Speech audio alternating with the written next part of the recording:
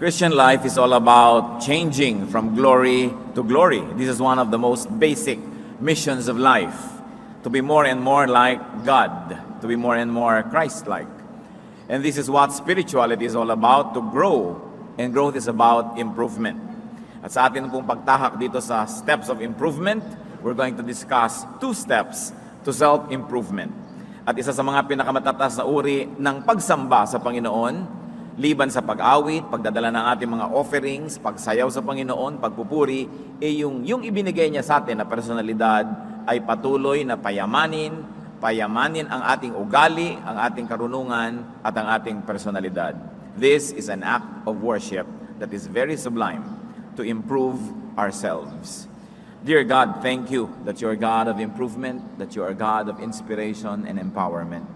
Salamat sapagkat maaari kaming umasenso, lumago, lumalim, tumaas ang pangunawa at ang aming personalidad mahubog palapit ng palapit sa wangis ng iyong anak na si Jesus. Patawarin niyo po kami sa mga kasalanan namin, linisin kami sa aming mga karumihan at punan niyo ang aming mga kakulangan. Mangusap kayong may kapangyarihan, maging pagkain ng aming espiritu ang inyong mga salita at maging kalakasan, maging ng aming katawan. We ask you, Father, to be the speaker, lead us, teach us, hold us by the hand, and usher us into a world that is ever-changing, ever-improving within our hearts. Lead us, Father. Be our speaker. Protect us from lies and falsehood. Protect us from harm, from works of evil men and evil spirits. Strengthen our bodies. Sharpen our minds. Dalangin din namin pagpalain mo lahat ng mga mahal namin sa buhay, lalo yung mga hindi namin kasama sa sandaling ito. Mangusap kayong may kapangyarihan. Set us free. Do your will, glorify yourself. In the name of Jesus, our Savior, our Lord, we pray. 2 steps to self-improvement. Napakahalaga na ang Kristiyano ay patuloy na lumalago, hindi lang sa alam niya sa Biblia, kundi kung paano niya ito inilalapat sa kanyang buhay. How to improve yourself? Immerse yourself in the most destructive elements of the time and then attempt to swim. Ilubog daw ang sarili sa mga nakakahamon na mga elemento ng buhay ng iyong panahon at pagkatapos sikapin mong lumangoy. Jesus immersed himself in a very destructive element of his life, and that is temptation. Hindi niya ito iniwasan.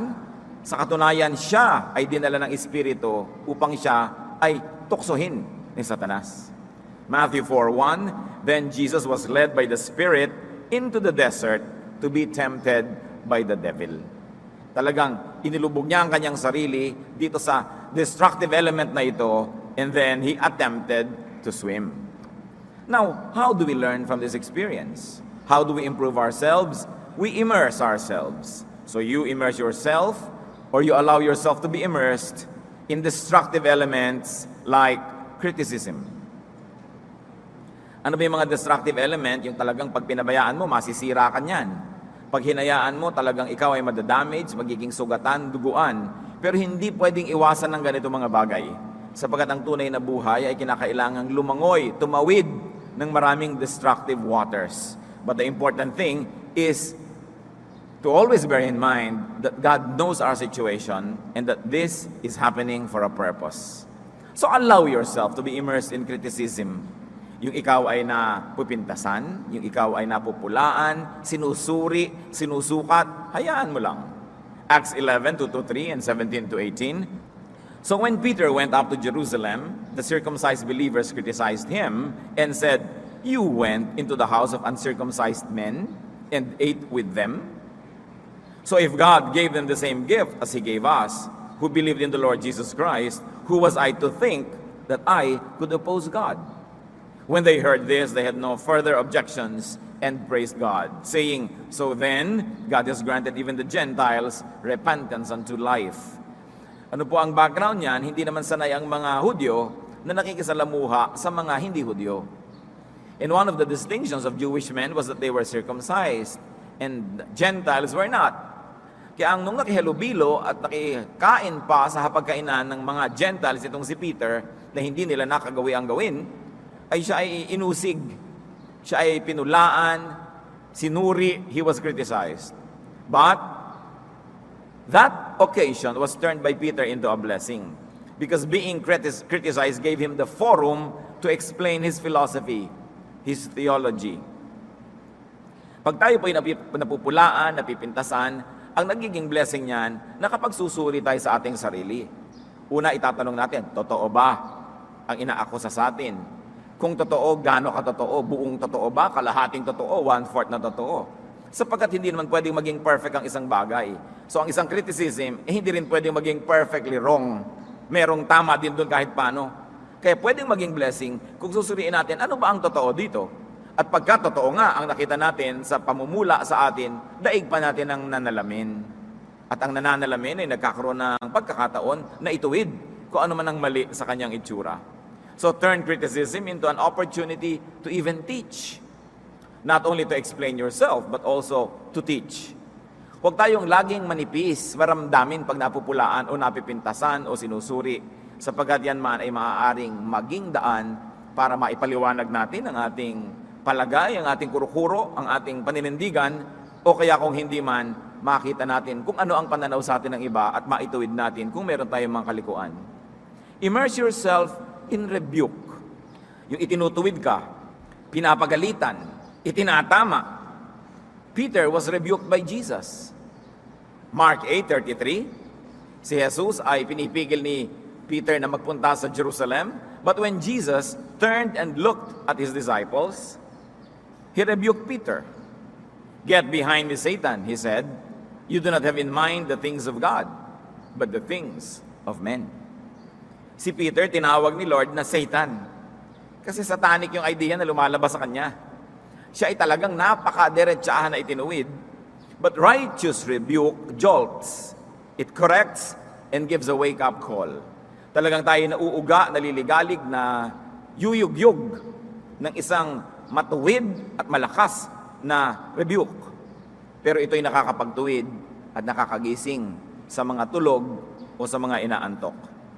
Peter, from this rebuke, rose to become the spokesperson of the group. Siya ang kinilalang leader sa maraming paraan, subalit yun ay hindi nangyari kung hindi siya naituwid. You want to continue to improve? Immerse yourself in education. The process of education could be destructive. Pwede ka namang mabaliw kung sobra kang naging seryoso at hindi ka na nagpahinga. Pwede kang mangayaya at pwede kang magkasakit. Pwede kang maligaw ng landas kung naging one way na lang yung takbo ng utak mo na pinag-aaralan mo at hindi ka na nagkaroon ng balanse. So dangerous din ang pag-aaral. In fact, little knowledge is said to be dangerous. But we immerse ourselves in education. Akala nung iba, pag nagkaroon na sila ng bachelor's degree tapos ng edukasyon, tumitigil na sila. Ayon po sa pag-aaral, napakaliit na porsyento ng ating utak ang nagagamit ng tao sa kanyang buong buhay. Marami pa dapat malaman, marami pang maisip, marami pang maimbento, magawa, maabot. Pero tamad ang taong mag-aral. Ni ayaw magbasa. Ni ayaw magsaliksik.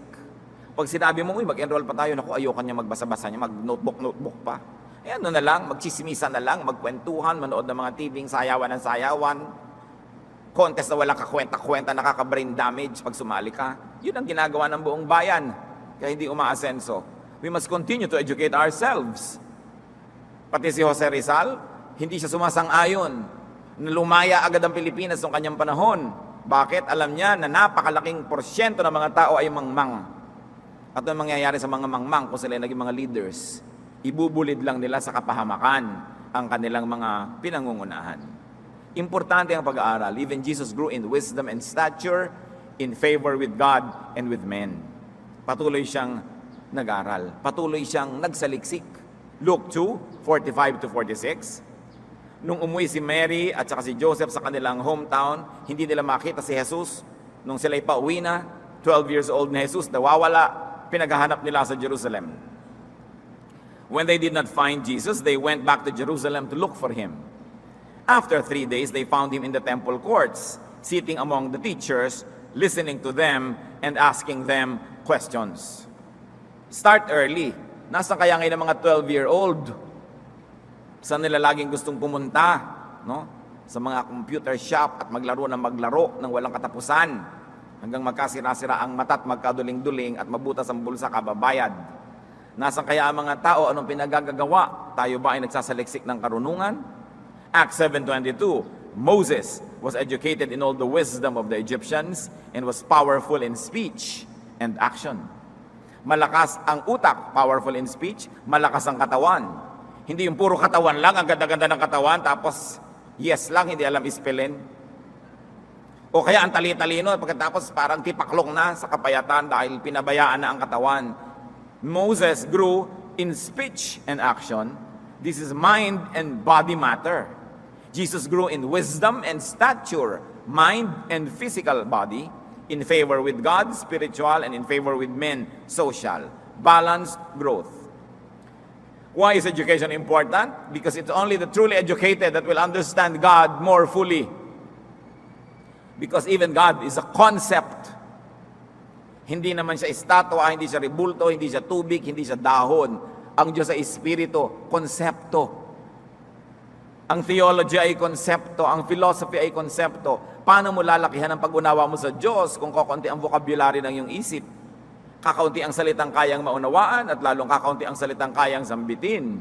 Kakaunti ang mga kulay na pwedeng makita kasi intellectually colorblind. Kakaunti ang pwedeng maunawa. Paano lalago? Education lifts up the mind. It polishes the soul and sets the noble spirit free. Sa kalooban ng bawat tao ay mayroong napakamarangal na kakanyahan, na identity, na personalidad. Napakarangal. Pero yung marangal na tao sa loob niya ay nakagapos, nakatali. Ang nagtatali dito, kamangmangan. Kakitiran ng isip, kawalan ng alam. At habang ang tao ay nag-aaral, nalalagot ang mga tali ng kamangmangan, doon lang nakakalaya, doon lang nakakakilos, yung marangal na pagkatao. Kaya napakarami mga tao ay napakahamak. Hamak ang ugali, hamak ang pag-iisip, hamak ang mga ginagawa at hinahamak ang sarili at pumapayag na hamakin sila ng iba kasi kulang sa kaalaman. Ni hindi nila alam na sila yung mangmang. Kaya napakahalaga patuloy na pag-aaral ng tao. Mahirap talagang gawin yan. Kaya nga sabi, immerse yourself in the most destructive elements of the time. Mas masarap matulog, mas madaling manood ng TV na lang, lalo yung hindi ka na pinag-iisip para wag ka ma-stress. Yung iba na i-stress pag nag-iisip. Samantalang isa yun sa mga pinakamasasarap gawin sa buhay, yung mag-isip, maabot ng isip mo yung hindi mo dating naaabot, makita mo yung hindi mo nakikita, maunawa yung dating magulo. It's better than eating, it's better than having pleasure. Yun naman ay kung uunawa natin ang halaga ng patuloy na pag-aaral. Kahit may edad ka na, mag-aaral mag-text. Kung makakabuti sa buhay mo, hindi yung text ka ng text, tapos yung apubungan text ng text para sa'yo. May mata ka pa, may daliri ka pa, hindi ka pa naman patay, ba't di ka mag-aaral? Matanda na ako, edi ilibing ka na namin, ayaw mo na pala eh. Di ba? Ngayon gusto mo pag mabuhay, mag-aaral ka pa. Buksan mo pa ang isip, marami pang pwedeng malaman. Hindi na pwedeng kung matanda ka na, ipipikit mo na yung mata at hihiga ka na lang dyan, aantayin na tawagin ka ni kamatayan. Ang buhay ay napakasarap kung ang utak natin ay gising. At marami tayong nauunawa. Sa isip lang tayo nakakalaya. Kahit ang taong nakakulong sa mga bilangguan, imagine lang yan, siya ay nasa ibabaw ng isang bundok, o kaya naliligo sa batis. Ang totoo ay nararanasan niya yon sa spiritual na paraan. At daig pa yung kuminsan ay tunay na physical experience. Alam nyo yan, try to imagine things and you actually benefit from what you imagine. Many people who have sexual imaginations know that it works. That imagination works. E di lalo na kung mag-i-imagine ka na magagandang bagay. Diyan ka lang napapalaya sa mga kahirapan, sa mga karamdaman. Kung ang isip mo ay malaya, nakakaalis sa loob ng iyong bungo at nakakarating sa mga langit, sa mga alapaap at sa malalayong mga tabing dagat. Kailangan ng isip ng tao malaya. Anong nagpapakulong sa isip ng tao? Bias. Yung kinulong mo na, ay, ang Kapampangan ganito, ay, ang Ilocano ganon, ay, ang Bicolano ganyan. Ikukulong mo yung isip mo. Kaya tuloy pag may taong Kapampangan na iba yung ugali, hindi mo na na-appreciate. Kasi, tinipecast mo na. Nakakulong ang isip ng mga taong, ay, ganito dapat, ay, ganon dapat. Nung araw, ganito kami. Nung araw yun eh, di bumalik ka nung araw eh. Wala na yung nung araw, ngayon na. So, kailangan palitan mo yung pananaw. Kailangan, ganito lang kami magluto ng sinigang. Kailangan, ay, nilalagay lang na pampaasim, ganito. Marami pang iba. Buksan mo yung isip. Palayain mula sa mga gapos ng limitadong karanasan. Kailangan nakabukas ang isip ng tao. Mapakahirap kasama sa buhay yung makitid ang isip. At lalo nang napakahirap kasama sa buhay, yung ang bagal na mag-isip. Parang ikaw ay napakabilis tumakbo, pangkarera ka, tapos yung asawa mo parang pagong. Di ba yung inis na inis ka dahil gusto mong talagang kumawala at tumakbo ng mabilis, but this person is holding you down. Dahil yun lang ang speed niya.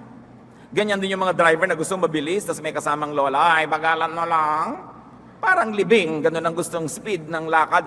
Inis na inis yung nagmamaneho kasi kaya niyang bilisan pero pinipigil siya.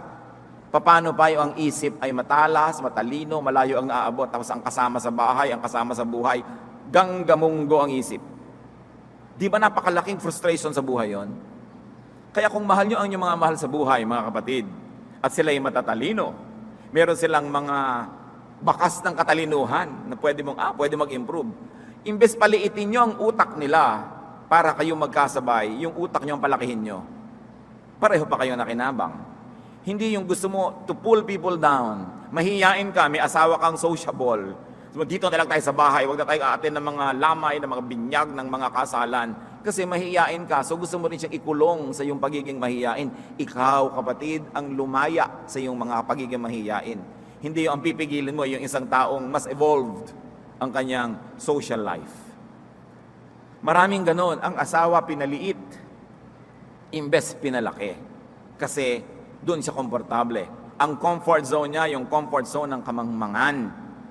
Kaya yung mga mangmang, yan ang mga tampurista, yan ang mga maramdamin, mga madadaling masaktan, magdamdam, maghinanakit, magtanim ng sama ng loob. Kasi walang pinagkukunan ng pangunawa sa kapwa.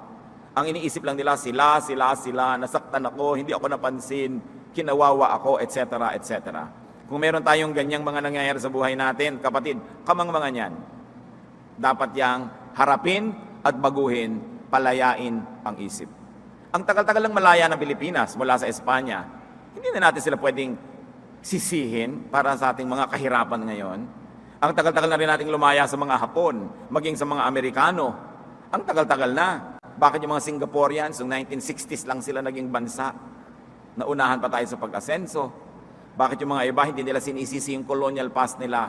Alam niyo ang problema sa Pilipinas? Matagal lang malaya ang ating political system, pero bilanggo ang ating utak ng kamangmangan. At pababa ng pababa ang level ng edukasyon. Pagkausap mo mga high school students, college students, parang kausap mo grade 2 ang mga reasoning. Bumaba ang ating English, hindi rin naman umasenso ang ating Filipino, bumaba rin. Wala nang makapag-Pilipino ng diretso, wala rin naman naging English ng diretso.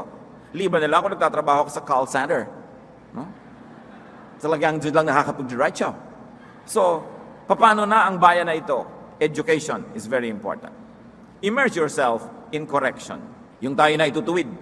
Proverbs 15:32, he who ignores discipline despises himself.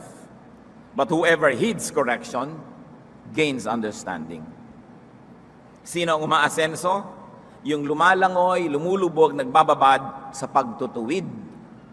Pagtutuwid ng kapwa, pagtutuwid ng kapaligiran, pagtutuwid ng Diyos. Correction straightens up a person. Correction aligns a person to the divine will. And correction positions people in the path of blessings. Dahil ang Diyos ay tuwid at matuwid, sino ang pagpapalain niya, diyan ding matuwid. Kaya pag tayo naitutuwid, dapat tayo magpasalamat. Bagamat, ang proseso ng pagtutuwid ay masakit. Siyempre, ligo ka, itutuwid ka, masakit yan. May pilay ka, idediretso ka, ikakast, hihilutin, masakit yan. Pero kailangan para matuwid ang ating makalikuan. We want to continue growing, immerse yourself in refinement. Kailangan ng tao maging pino, hindi magaspang. Refinement takes polishing. Polishing takes friction. So when you like to be refined, subject yourself to friction. Kinikinis ka, nililiha, inaayos, masakit. Pero ikaw din ang makikinabang sa dulo.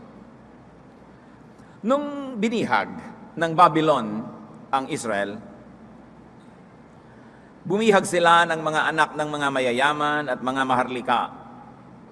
Ipinadala sa palasyo ni Nebuchadnezzar upang iayos ang pag-iisip at isunod sa kaisipan ng imperyo ng Babylon. At yan ang naranasan nila Daniel. Daniel 1:3-5. Then the king ordered Aspenaz, chief of his court officials, to bring in some of the Israelites from the royal family and the nobility.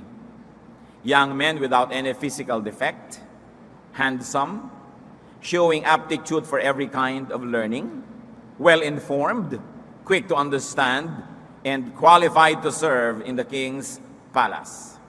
Tingnan niyo yung mga katangian na pinili. Kailangan malalakas ang katawan, may mga itsura, mayroong kakayanan na umunawa ng maraming bagay, at bukod sa kakayanan ng umunawa, marami ng alam, well-informed, mabilis matuto, at handang-handa na maglingkod sa palasyo. He was to teach them the language and literature of the Babylonians. The king assigned them a daily amount of food and wine from the king's table. They were to be trained for 3 years, and after that, they were to enter the king's service. Kung yung maglilingkod sa king's service, kailangan maayos na pangangatawan, may itsura, matatalino, mabilis matuto, marami ng alam, qualified, no? At bibigyan ba ng pagsasanay, ano pa yung magtatrabaho sa King of Kings service? Most of the time, the ministers in the church are wanting in quality because we don't apply this kind of tests. Kung sino na lang ang laging nandyan, laging present, yun na siyempre yung magiging worker, natural, lalo kung volunteer work. Pero nalilimutan natin na meron pa rin dapat ang mga pamantayan na inaabot. Everybody is qualified to want to serve, but everybody needs training. And everybody needs basic understanding and basic intelligence to be able to deliver good service. Quality is expensive. Kaya kung minsan nakikita natin, mas mahuhusay pa yung mga nasa corporate world kaysa nasa church. Sa pamamalakad, kasi tayo nagkakaroon ng pwede na yan attitude. Christian naman tayo, pwede na yan. Mauunawaan na yan ng mga kapatiran, mga choir na hindi nag-practice, pwede na yan. Ang titingnan na lang ni Lord, heart. Anong heart? Kanta ang hinahanap sa'yo. Di siyempre, ang titingnan niya, musika. Di ba? Meron pang kakanta po ako, huwag niyo na pong pakinggan ang aking tinig, yun na lang pong words. I-fax mo na lang. I-text mo na lang yung kanta. Hindi naman pala papakinggan yung boses mo. Mga dramang bukid. Kailangan quality ang ginagawa ng tao, lalo kung paglilingkod sa Diyos. Hindi pwede na yan, pwede na yan. And this is the malice. This is the illness of the church. Walang high quality. Pwede na yan, pwede na yan. Si King Nebuchadnezzar, may quality control. King of Kings, lalo. Dapat nating iniisip yun. Bible study leader ka, hindi ka handa. Preacher ka, hindi ka handa. Instrumentalist ka, hindi ka handa. Magsaserve ka sa King of Kings. Yung mga iba magwo-worship, alam naman natin sa pagwo-worship, kasama yung paghahandog, hindi handa. Tuwing dumadaan yung basket, parang surprise. Ay, meron palang collection. Lagi na lang nagugulat, hindi handa. Dapat handa ka kasi gusto mong haharap ka sa King of Kings. Kumpleto ang yung paghahanda. You know why? Kasi handa rin ang Diyos na humarap sa iyo. Handa siyang makinig sa mga dalangin mo. Handang makinig sa iyong mga reklamo, tanggapin na yung mga iyak, ibibigay yung mga hinihiling, kasi ikaw hindi handa. Kailangan may quality. And for this, we need refinement. Refinement brings out the best in the person and prepares one for noble tasks. Magiging tabu ka na rin lang, maging tabu ka na sa palasyo. No? Kaya sa tabu ka, tas tabu ka lang kung saan, sa isang public toilet, sa Blumentritt Market. No? You can imagine, medyo iba na yung tabu doon. Pero tabu-tabu lang kayo, pare-pareho, pero hindi pare-pareho ang lahat ng tabo. Magiging tabu ka na rin lang, kapatid, maging the best tabu ka na dyan. Kakanta ka na rin lang, maging best ka. Magtuturo ka, maging best ka. For the Lord, for the Lord's glory, and for your own benefit. Yun ang immersion. Marami pa tayong pwedeng immersion na gawin. Isipin niyo mga kapatid, ano bang dapat yung langoyan, lubugan, babaran, na hindi masarap, hindi maganda, mahirap, pero kailangan para tayo umasenso. And after immersion and difficulty, emerge. Matapos kang lumubog, lumutang ka uli. Matapos kang lumangoy ng hirap na hirap ka, umahon ka. Parang metaphor ng baptism. Immerse yourself, then emerge. Parang death and then resurrection. Hindi ganun ang mahalaga. Matapos ang Panginoong Jesus ay lumubog sa hirap ng mga pagsubok, Matthew 4:11, umahon siya. the devil left him, and angels came and attended to him. Hindi ka naman lagi nakalubog eh. Parang nilaga, malambot na, iahon na. Kaya naman yung iba, 3 araw mo inilalaga, ang tigas. Kaya ganoon din, kung minsan, tagal-tagal natin na pinapaalo tayo ng Diyos, tayo itinutuwid, kasi ang tigas. Lambutan mo yung sarili, hayaan mo ang Diyos na hipuin ka tituwid at paghanda ka na, iaahon ka na. Kung meron naman sa ating mga kapatid ngayon na nakalubog diyan sa mga destructive elements ngayon, makinig na kayo sa lesson. Ituwid na ang liko, linisin na ang marumi, at pag nangyari na yon, alam naman ng Diyos, iaahon ka na niya. Tapos na. After immersion, emerge. Emerge wounded, but healing. Or getting healed. Lahat naman ng tao nasasaktan eh. Pwede ka bang mabuhay sa mundo na hindi nasasaktan? Lahat ng tao nasusugatan. Lahat tayo may sumakit sa ating kalooban. May tumapak sa atin. May dumurog sa ating puso. May nanglait sa atin. May nag 1, 2, 3. May nandaya. May nagtaksil. May hindi nagmahal. May tumalikod. May nag-abandon. Lahat ng tao ganun. Everybody's wounded. But not everybody heals. So you have to emerge wounded but healing or getting healed. Kailangan kapatid magpasya na gusto niyong gumaling. Paano magpapasya na gustong gumaling? Kung kamangmangan ng sakit, magpasya ka na from here on, magpapakatalino ka na. Kung sobra kang maramdamin, magpasya ka na from here on, marami ka nang papalampasin. Pipiliin mo na lang kung ano yung nakakasakit sa'yo. Kung nasaktan ka noon, kailangan mong magpasya kapatid na magpatawad na, magkaroon ng bagong buhay. Kung hindi, gumagaling na yung sugat mo, bubuksan mo na naman. Gumagaling na yung sugat mo, bubuksan mo na naman. At medyo tumitibay-tibay na siya, natutuyo na, bubulat-latin mo na naman. Kakalkalin mo, kakamutin mo ng matatalim na kuko para magdugo siya muli. Hindi ba ganyan ang ginagawa ng maraming tao? Nasaktan sila ng kanilang auntie nung araw, lagi nilang pag-uusapan, nabubuhay na naman yung mga sakit na yon. Yung galit na sana'y humuhupa na, muli na naman sisilakbo. Yung nagpapatawad na sana dahil sa panahon, aalalahanin na naman ang lahat. Marami sa atin, nagpapasya na huwag gumaling. Kaya ililibing na lang at lahat, punong-puno pa ng sama ng loob, ng galit sa mundo, ng hinanakit. At pag pinuno natin ang ating puso ng ganyan, hindi magiging bakante ang puso para tumanggap ng pagpapala. Kasi puno ng mga basura. We have to learn to emerge, although wounded, but ready to heal. And it's a matter of decision. Job 5:17 to 18. Blessed is the man whom God corrects. So do not despise the discipline of the Almighty. For he wounds, but he also binds up. He endures, but his hands also heal. Aba, mapalad daw ang taong itinutuwid ng Diyos kahit nasasaktan, kahit nagdurugo, kahit nakakaranas ng amputation or surgery. Sabi, totoo, sinusugatan tayo ng Diyos. Pero nililinis din niya, nilalanggas, tinatalian, tinatakpan ang mga sugat na ito.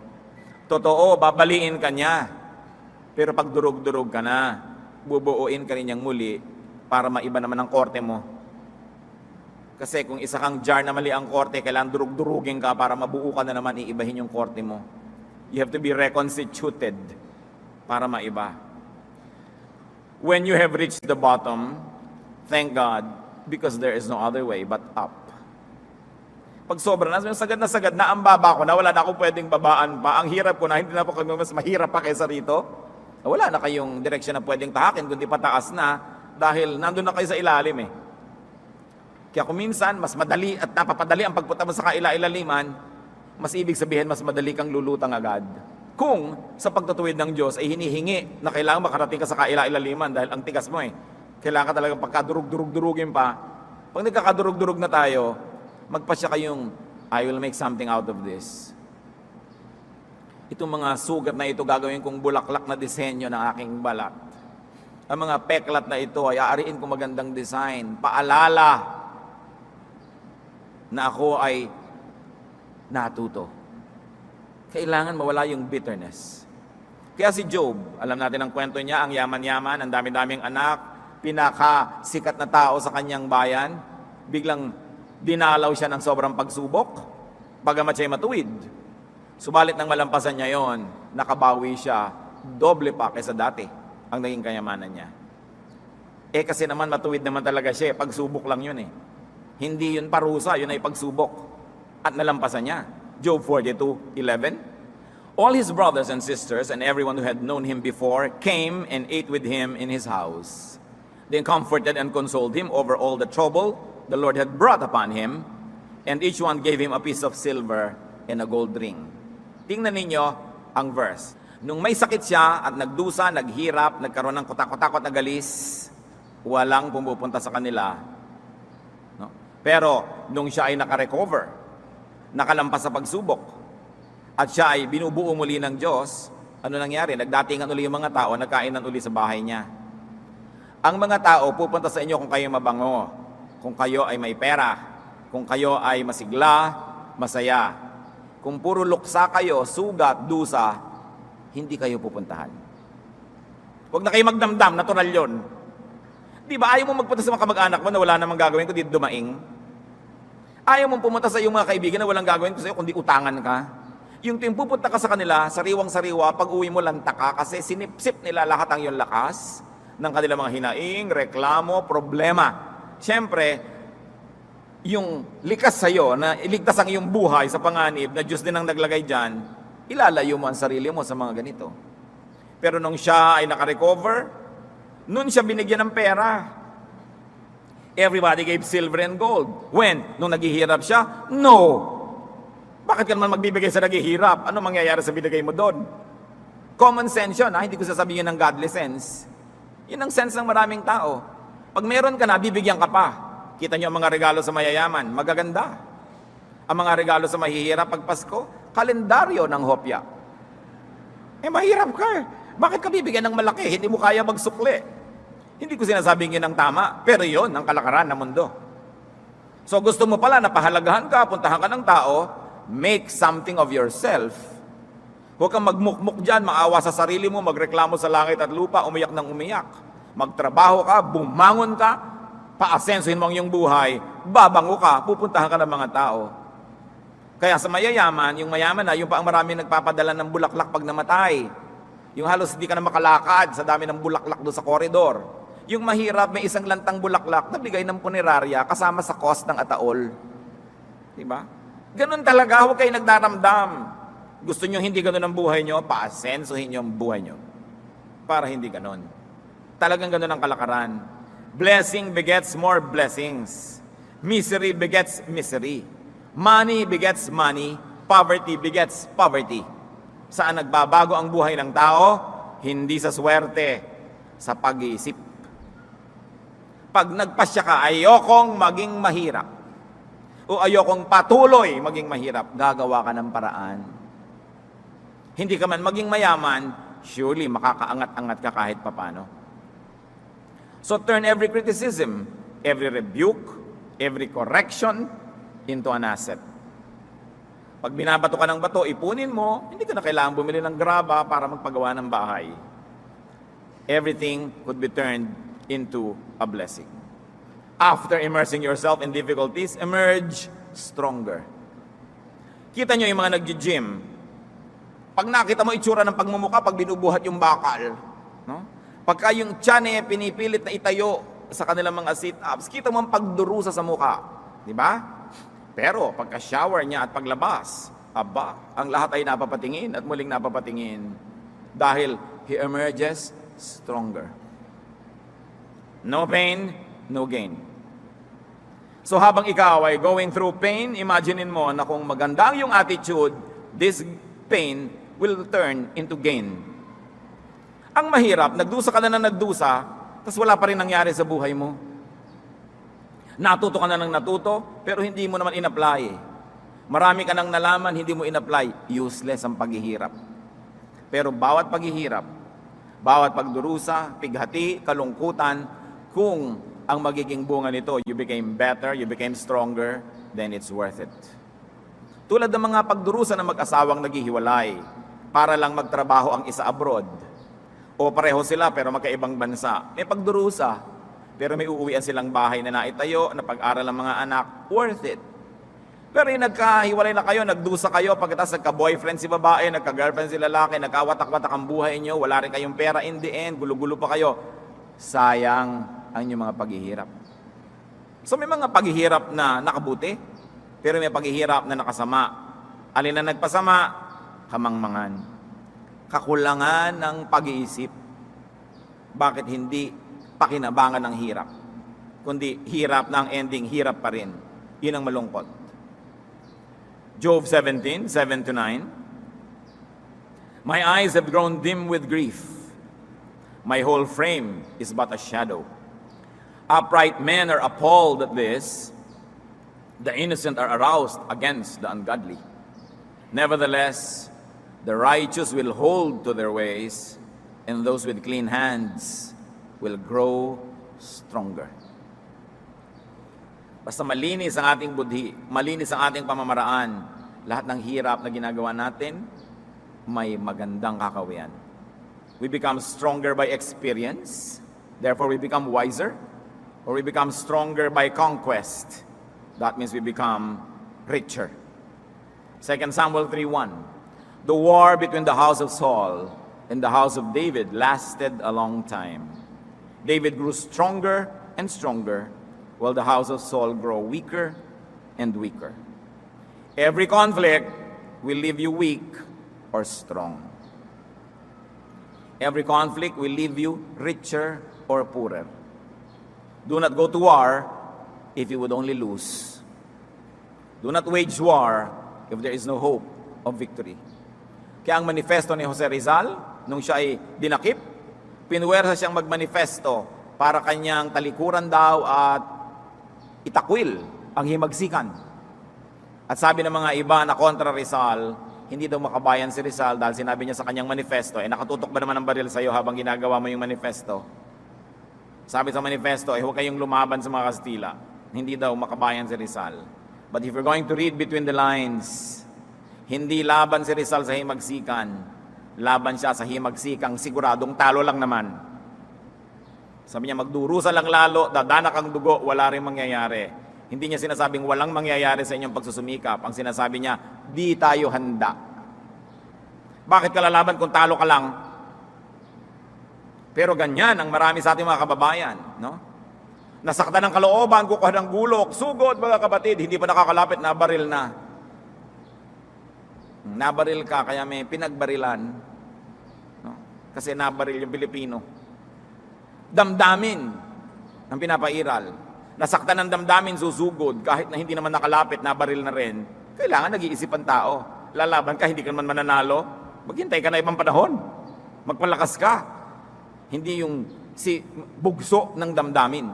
Kaya ang damdamin, sino lang makakapigil sa bugso ng damdamin? Malakas na isip.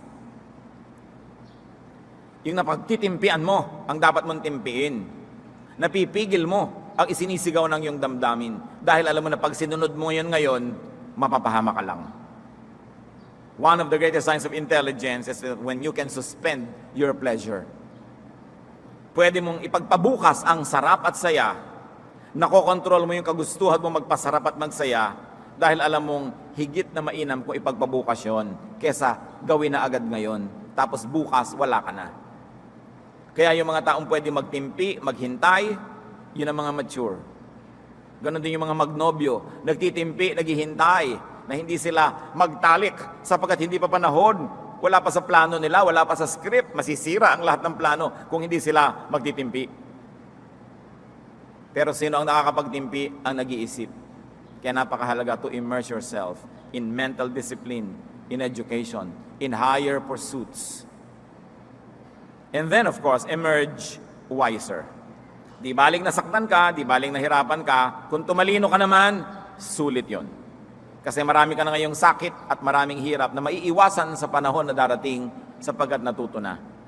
Ang sayang, nadapa ka na isa, dalawa, tatlo, apat na beses, dapa ka pa rin ang dapa. Dun sa parehong lugar na yon, lagi ka na lang doon natatapilok, hindi mo na ba kayang tandaan na nadadapa ka pag dumadaan ka dyan? You must not allow the same serpent sting you twice. Sabi ni Shakespeare. Natuklaw ka na ng ahas na to, pagdaan mo bukas, natuklaw ka na naman. Bukas, dadaan ka na naman dyan, natuklaw ka na naman. Ikaw na may problema noon, ha? Matalino yung ahas, ikaw hindi. Paulit-ulit na lang na pagkakamali, hindi na tayo natututo. We must be wiser. Proverbs 24:32, I applied my heart to what I observed and learned a lesson from what I saw. Tingnan lang natin ang buhay ng ating kapwa, mga nasa paligid. Marami na tayong maiiwasang hirap na kanilang dinanas kung matututo lang tayo sa kanilang mga nanas. How do we grow and improve? Immerse yourself in difficulty. Allow yourself to be immersed in difficulty. Bahagi yan ng buhay. And also, immerse those you love in difficulty. Payagan nyo ang mga mahal nyo sa buhay, lalo mga bata na mahirapan. Sapagkat yung lumalangoy sa hirap, lumalakas, natututo, pag-ahon yan, handang makibaka sa buhay. Kaya si Balagtas, lagi ko nalang kinu-quote, sabi niya sa Florante at Laura, pag-ibig anak ko'y aking nakilala, di dapat palakhin ang bata sa saya. At sa katuwaan kapag namihasa, paglaki walang hihinting ginhawa. Totoo, pinalaki mo sa sarap, walang kalakas-lakas.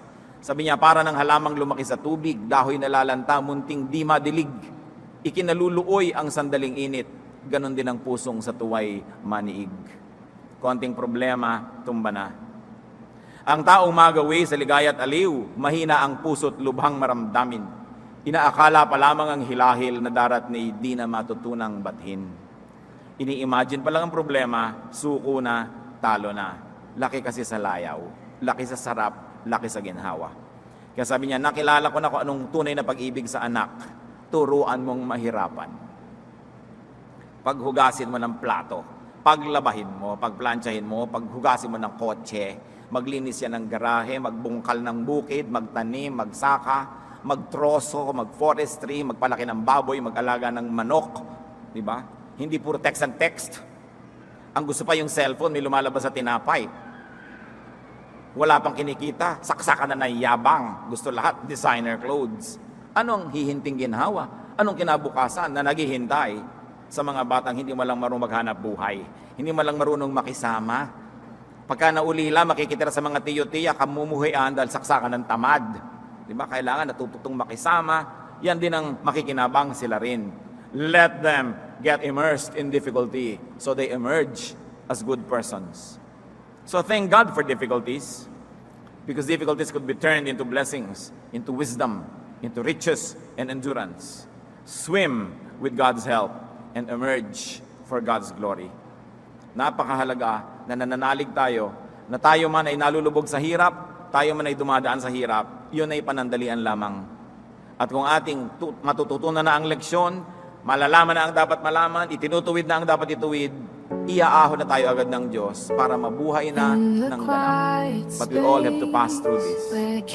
Diyos namin sa langit, dalangin namin kung may mga kapatid kami ngayon na sisinghap-singhap, pinipilit lumangoy, kung saan man sila napatapong mahirap na kalagayan. Ipaalala mo na hindi kayo nakakalimot sa amin. Alam niyo ang aming kalagayan, may dahilan ng lahat. Maunawa namin kung bakit pinapayagan yung mangyari ang mga nangyayari, maituwid namin ang aming pag-iisip, matutunan ang dapat tutunan, pagalingin ang aming mga sugat, at magkaroon kami ng panibagong buhay. Nawa, Panginoon, palakasin mo yung mga anak na ngayon ay nahihirapan sa paglangoy. Pagod na pagod, sawang-sawa na sa pagkakalubog, sa pinagkakalubog ang mga putik at mga pusali. At dalangin namin, Panginoon, maging malinaw sa aming isip na ito'y bahagi na aming paglago, bahagi ng aming pag-asenso bilang mga tao. Hindi mo rin gusto na kami dumadanas ng hirap, tulad ng mga tunay na nagmamahal sa magulang na hindi naiibigan ng anak nila na nahihirapan. Pero tulad mo, pahalagahan namin ang training. The training is aimed at polishing us so that the best in us can come out of this prison. Makalaya kami sa kamangmangan, sa kakitiran, makalaya kami sa mga hinanakit at galit, at lumabas yung maganda, malinis, nagniningning na pagkatao na kinukulong ng aming mga karanasan. Magbulay-bulay tayo mga kapatid. Hilingin natin sa Diyos na paliwanagin pa kung ano ang mga personal na mensahe niya sa atin, na pwede tayo to emerge from all this immersion and difficulties. Lord, sa katahimikan na ito, dinggin mo ang iyong mga anak at patuloy ka magturo sa bawat isa.